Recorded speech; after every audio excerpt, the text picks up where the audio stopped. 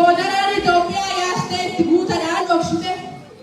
Itoophiyaa nama baratee fuutee bosonatti naqxe hunda akkamitti ishii shubbiname dhugaan keenya badee akkamitti ishii shubbina beekaa keenya dhabnee akkamitti ishii shubbina kaleessa Jawaar kilaashii malee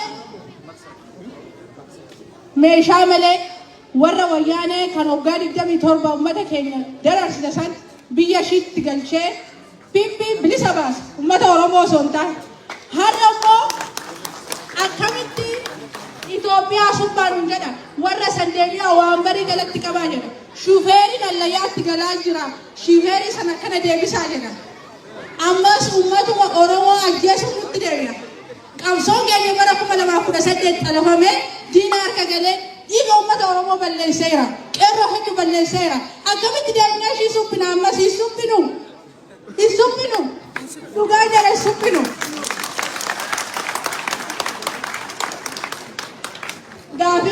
Gaafa baay'ee. Yaadni kiyya baay'ee garuu dubbadhee fitu waan baay'ee garaa kiyya keessa jira. Adii sinuma beekta.